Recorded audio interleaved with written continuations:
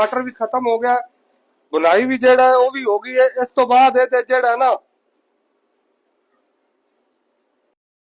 बिस्मिल्लाहिर्रहमानिर्रहीम अस्सलामु अलैकुम दोस्तों, के हाल है? मैं उम्मीद करता है सब भैन भरा ठीक हो सन। अच्छा दोस्तों, आज की रेसिपी लेके हाजिर हाँ। अज असी तुहानू सिखावांगे मटन धुआं गोश्त। बड़ी इजी और बड़ी आसान रेसिपी है मटन धुआं गोश्त की। मेरी खुद की रेसिपी है धुआं गोश्त। मैं खुद अपना जो अपने तरीके नाल तुहानू सिखावांगा। धुआं गोश्त तुसां बड़ी बड़ी जगह ते खादा होएगा, लेकिन अज वाली रेसिपी जिहड़ी है ना वीडियो दे नाल ही रहना।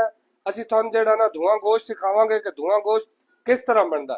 लेकिन रेसिपी दसन तो पहले रिक्वेस्ट है कि यार चैनल ने सब्सक्राइब कर दिता करो और वीडियो लाइक और शेयर कर दिता करो। बैल आइकन का बटन जिहड़ा ना वो जरूर प्रेस किया करो, क्योंकि हर नवी आने वाली वीडियो का नोटिफिकेशन तुहाडे कोल पहुंच जाएगा। तुहाडा टाइम जाया करन तो पहले आओ अज तुहानू जिहड़ा ना मटन धुआं गोश्त सिखाने आ किस तरह बनता मटन धुआं गोश्त। असी 3 किलो का बनावांगे, तुहाडी मर्जी है तुसी किलो बनाओ या 2 किलो बनाओ। अच्छा भैन भरावो, तुसी चेक कर सकते हो। सब तो पहले जेड़ा ना धुआं गोश्त वास्ते मिसाले ग्राइंड करने। ए लौंग है, लौंग तुसी चेक कर सकते हो 10 तो 15 लौंग नो। सब्ज इलाची है 6-7 सब्ज इलाचियां। बादयान दे फूल नो 6-7। और उस तो बाद 2-3 पत्ते तेज पत्ते देन। उस तो बाद तुसी चेक कर सकते हो मोटी इलाची है 6-7 तो 3 तो 4 जेड़ा ना दालचीनी दे पीस नो। उस तो अगे जीरा धनिया 2-2 ग्राम है साबत जीरा धनिया। ए मिर्च है, गोल मिर्च लैनी है, दूसरी मिर्च का इस्तेमाल नहीं करना। गोल मिर्च जेड़ा है ये तकरीबन तुसी यूं समझ लो 20 तो 25 दाने। अगर इहदे वजन दे आल जाओगे तो 20 ग्राम बनेगी। इन असी जेड़ा ग्राइंड कर लेना है।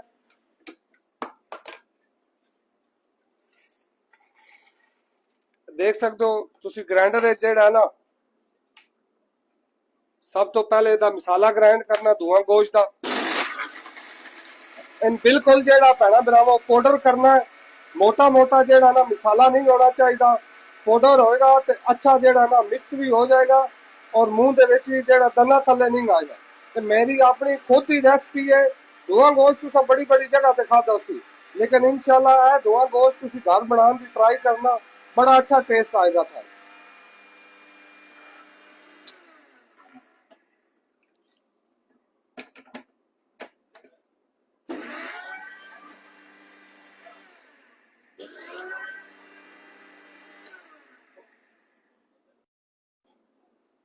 अच्छा भैन भरावो, मटन धुआं गोश्त वास्ते तुसी चेक कर सकते हो। मटन है ये रान का गोश्त है सारा। थोड़ी मर्जी है, तुसी घर कोई भी इस्तेमाल कर सकते हो। ये मटन दी रेसिपी मैं तो इस तो दे रहा, क्योंकि अगे जेड़ा ना माशाल्लाह अल्हम्दुलिल्लाह बकरा ईद आने वाली है। मैं कहना हर बंदे के घर जेड़ा ना मटन और बीफ तो होना ही होना है। चेक कर सकते हो बोटी का वजन जेड़ा ना 80 ग्राम है। सब तो पहले ला लवांगे अदरक लसन। अदरक लसन जेड़ा 10-10 ग्राम है दोनों चीज़ा। उस तो बाद 200 ग्राम जेड़ा ना दही ला लेनी है। उस तो अगे भाईजान ए मसाला जेड़ा ग्राइंड किया है पा लेना।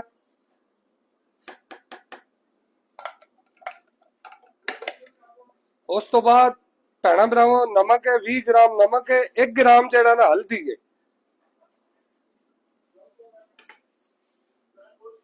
उस तो बाद इन भाईजान एक दफा मिक्स कर लेना है इस तरह। देख सकते हो अच्छे तरीके नाल जेड़ा ना मसाला मिक्स कर लेना मटन धुआं गोश्त दा। हल्दी ज्यादा नहीं लानी, हल्दी घाटी होनी चाहिए। मसाला मिक्स करने तो बाद भैन भरावा तुसी चेक कर सकते हो प्याज है। प्याज 1 किलो है, आधा किलो टमाटर है, ये भी इत्थे ही पा लेना है।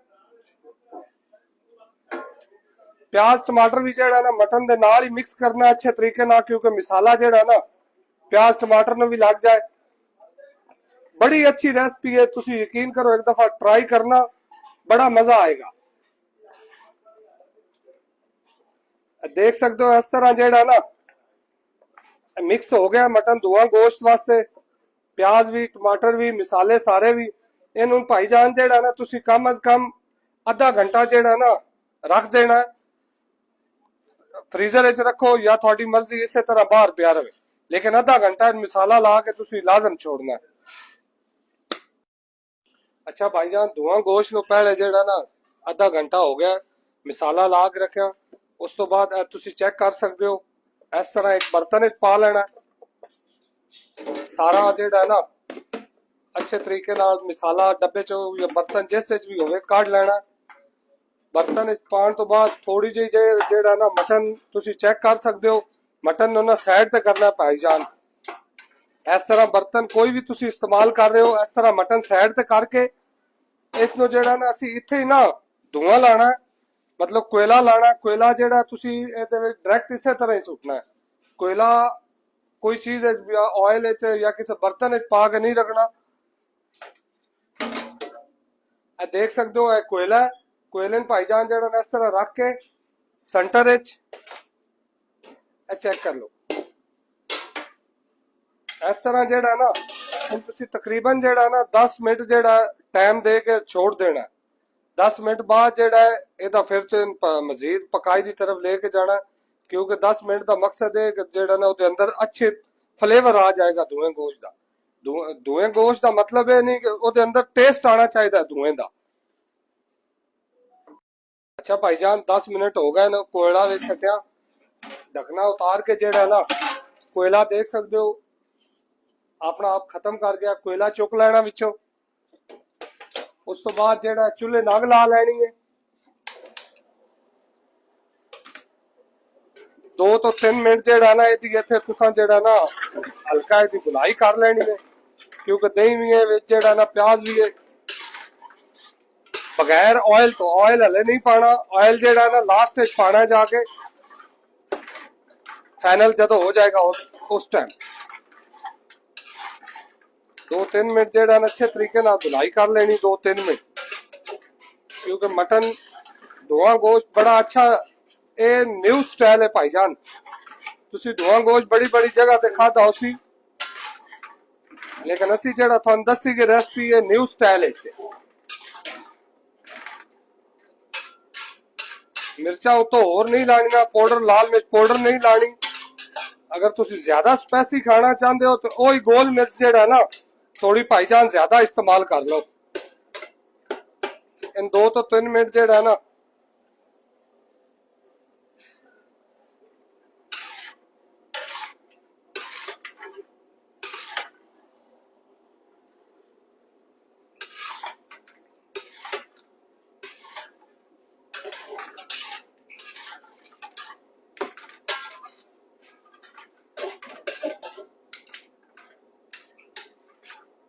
अच्छा मटन की रेसिपी भाईजान जी होंगी है ना वीडियो लंबी होंगी है, क्योंकि असल मसला है मटन 5 ਤੋਂ 7 मिनट तुसी अच्छी रेसिपी मटन की नहीं दे सकते। रेसिपियां सारे देंदे ने भाईजान, लेकिन शेफ थान जी रेसिपी देंदा बड़ी आला और हाई क्वालिटी की रेसिपी होंगी है। मैं खुद रेस्टोरेंट जॉब करदा, मैं उसे स्टाइल बनाना जो चीज रेस्टोरेंट बनती है या शादी हालां में जेड़ा ना सेम वही स्टाइल है। मैं कहना मेरी वीडियो देख के लोग जेड़ा ना घर अपना खाना बना रेस्टोरेंट ते जेड़ा जांदे, अच्छी गल है होटलिंग करनी चाहिए, लेकिन जेड़ा ना पैसे भी बचाने चाहिए।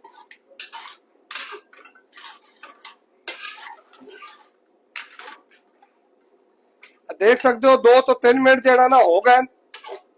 इस तो बाद चेक करो तुसी भाईजान, देख रहे हो ना गोश्त अपना पानी छोड़ना स्टार्ट कर दिता है। इन भाईजान असी उतो जेड़ा ना मजीद 2 किलो जेड़ा ना पानी ला लेना है।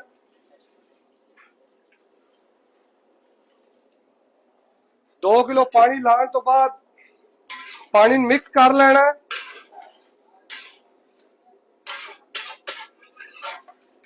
और उबाला आने का जेड़ा ना इंतजार कर लेना है।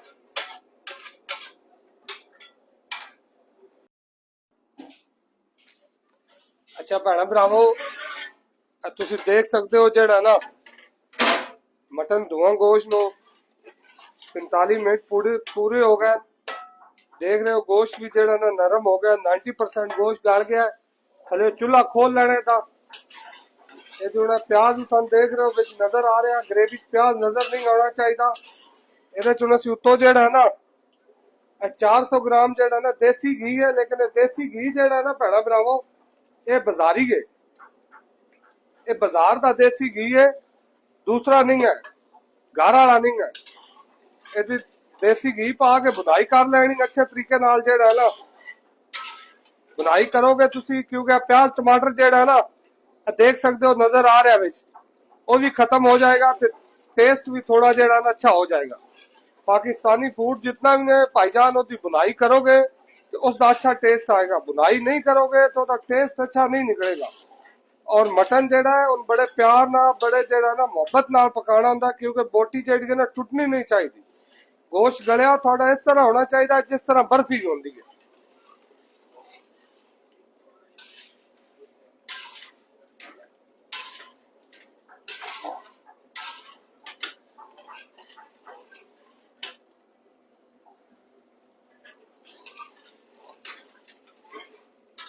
बुनाई दे नाल ही जेड़ा ना तुसी देख रहे हो 10 हरियां मिर्चां साबत ही पानियां।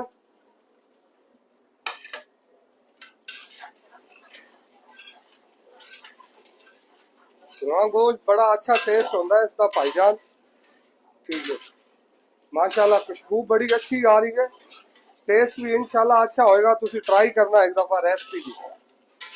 ये शुएब ही है जेड़ा भाईजान थान जेड़ा ना वन सबंधियां रेसिपियां सिखांदा है। कोई बंदा इस तरह नहीं दसदा जिस तरह मैं थानू सिखाना है।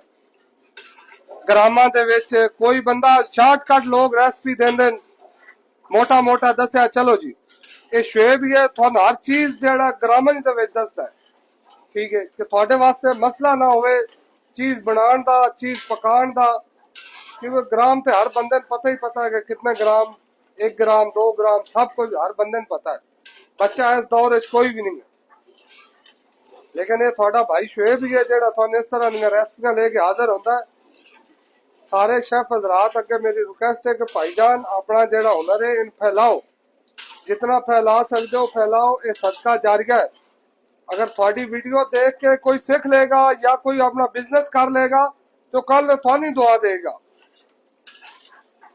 देख के उदा रोजगार का सिलसिला लगता है तो भाईजान थान दुआवां देगा। सिला जेड़ा है अल्लाह ताला दी जात देने वाली है। बंदा बंदे थान अगे पता है कुछ नहीं दे सकता। टंगा खिंचण वाले भी जेड़ा ना विचे लोग होंदे ना, तो तुसी अपना कोशिश कीती करो, अपनी मेहनत जारी रखी करो। अपना काम जेड़ा ना करना चाहिए नेक नियत नाल।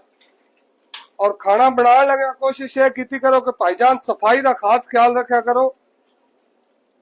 सफाई जेड़ा ना अच्छी होनी चाहिए रेस्टोरेंट का। भाईजान मेहरबानी कीती करो सारे हजरात, सफाई जितनी होगी उतना अच्छा खाना भी बनेगा, उतने तो खूबसूरत भी लगोगे, सब कुछ यस रहेगा। अगर सफाई नहीं है तो कुछ भी नहीं है। खाना तुसी जितना मर्जी अच्छा बना लो। खुद नो साफ बंदा रखे, किचन साफ रखे, बर्तन जिन्ना बनाना बर्तन साफ हो। ए कुकिंग दे भाईजान असूल है गए। अगर छोटिया छोटिया गल्लां असी लोग जेड़ा इग्नोर करना शुरू कर देने। अगर इन गल्लां इग्नोर नहीं करांगे तो असी जेड़ा ना इंशाल्लाह कामयाब भी हो जाओगे। लेकिन असि छोटे छोटे पॉइंट है, अच्छा यार सफाई कर लेने कोई गल नहीं, खैर है घंटे बाद कर लवांगे।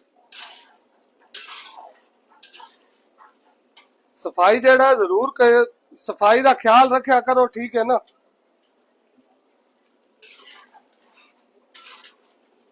देख सकते हो धुआं गोश्त का देख रहे हो, ग्रेवी थिकनेस चेक कर सकते हो तुसी। जेड़ा ना प्याज टमाटर भी खत्म हो गया, बुनाई भी जेड़ा है वो भी हो गई है। इस तो बाद जेड़ा है ना